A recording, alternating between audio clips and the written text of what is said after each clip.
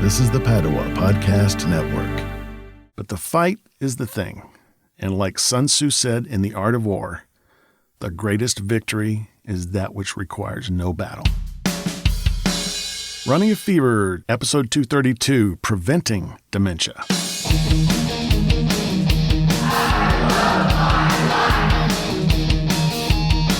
Hello, Michael Davis. This is a podcast about fitness, diet, and medicine. And my goal here is in life is to live a long, happy, healthy, active life right up to the very end. And I want that for you. And that's why I come to you every week and try to share some information that I'm learning along my health journey in life.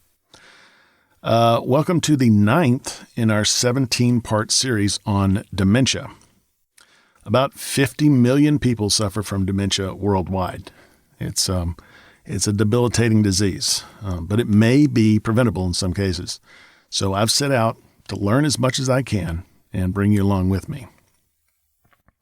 So by now, if you've been with me, you know what dementia is, and you know some of the different types. Today, we're going to talk about preventing dementia, which is the whole point, right? I mean, as you might expect, this is where my main interest lies in this series. I mean, you need to know something about the enemy before you set about fighting him. But the fight is the thing. And like Sun Tzu said in The Art of War, the greatest victory is that which requires no battle. So that's what we're going to do. We're going to defeat dementia before we have to fight it. Everything I read, every book, every article, every blog post seems to start with, or at least contain, the word unfortunately. So I'm going to flip the polarity switch and start with fortunately. Fortunately, adopting a healthy lifestyle can help you reduce your risk of developing dementia. It can also reduce your chances of getting cardiovascular disease, which kills over 600,000 Americans every year, and stroke, which kills almost 150,000. These are both risk factors for Alzheimer's, which kills over 120,000, and VAD, or vascular dementia. So if these problems were birds and a healthy lifestyle was a stone, you could kill 3 birds with 1 stone. I think Sun Tzu would say that's pretty efficient. Now, I have a whole list of things you can do, and most of them come straight from a book I found at the grocery store checkout line, alongside all the tabloids and everything. That's referenced in my notes, show notes at runningfever.com/232.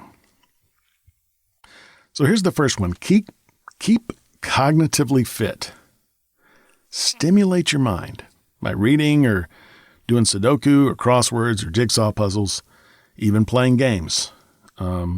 These types of activities stimulate growth of new neurons and connections.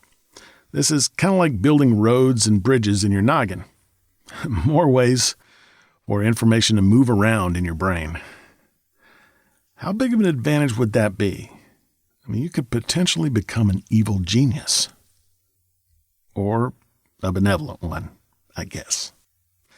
Eat a healthy diet. A healthy diet can decrease your risk of getting dementia. That's a fact. Fish, fresh vegetables and fruit, whole grains, nuts, and legumes. Remember the bean episode? It was awesome, trust me. Number 124. And if you're listening and you want to start a health-related podcast, do it on beans. I'm pretty sure there ain't one yet, and there's plenty of material on beans. Anyway, you should probably listen to every episode of Running a Fever just to be sure. Exercise. Even if you already have a cognitive impairment, exercise can help reduce the effects. Now, I'm still exercising, even though I'm in the studio today, and I'm doing a couple of things that actually are good for me, and that I go out and walk, and I also, that's pretty much about the only time I see my friends is when I walk with them, because we want to be outside, we want to be socially distanced, all that kind of thing. So I'm trying to be safe. And because of that, When I'm walking with my friends, I wear a mask. And when I wear a mask, it's kind of hard to record. I would give you a really muffled sound if I was doing that. So I am still exercising, and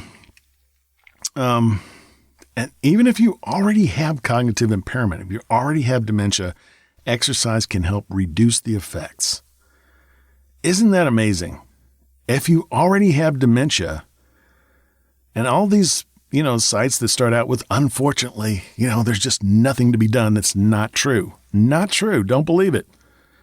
Even if you already have cognitive impairment, exercise can help reduce the effects. 30 minutes of vigorous exercise, 3 more times a week. But every little bit helps. If you're doing nothing right now, just getting up and walking around throughout the day can help. So start slow, like I like to do, and keep building. Now, I've often talked about the benefits of just going to the doctor when you need to, checking in with your doctor, getting an annual physical, etc. And a doctor can help you manage cardiovascular risk factors, such as high blood pressure, high cholesterol, the buildup of fats in your artery walls, obesity. What's good for your heart is good for your brain. Get these numbers in your annual physical and take steps to manage them. Quit smoking. Well, that's good for your lungs, but smoking causes your blood vessels to narrow, thus raising blood pressure. So quitting is a big step in reducing risk of dementia, because high blood pressure is a risk factor. Be social. I was just talking about walking with my friends, even though we're in this terrible, COVID-19 quarantine life right now. Connect with other people through a church, a hobby, a club, classes. Find people whose interests you share and spend time with them. This can keep you mentally healthy. Sleep. I had a whole episode on sleep, and I didn't make a note of the number. So go find that episode. Did I have an episode on sleep? Probably do. I've now done almost 250 episodes, so some of this kind of slips my mind, but I usually look and see. But I don't recall, but there probably is one. Definitely, I've mentioned it a lot of times.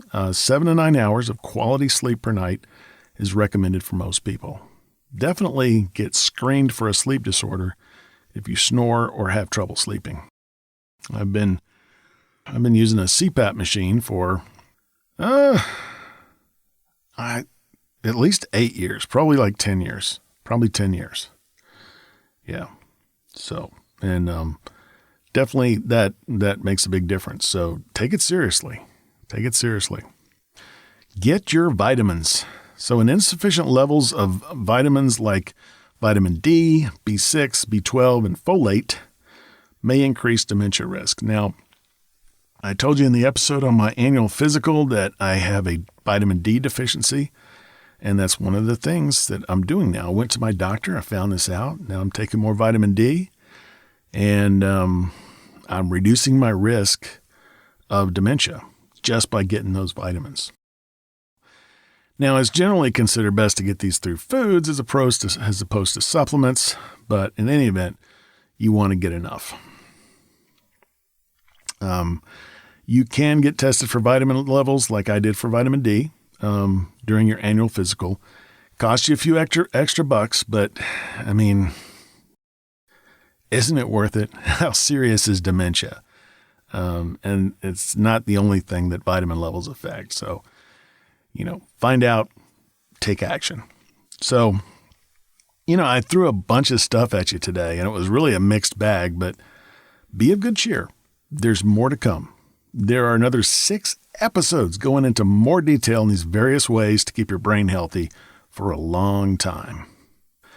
In the next 2 episodes, we're going to learn even more about how the brain works, especially memory, and how aging affects the brain. Then the last 6 episodes are all about the steps we need to take to prevent cognitive decline, to win that battle before it's even fought. I'm looking forward to learning all that and putting it into action. Till then, If you got the fever, keep it. If you don't have it, catch the fever. RunningAfever.com. Talk to you next time.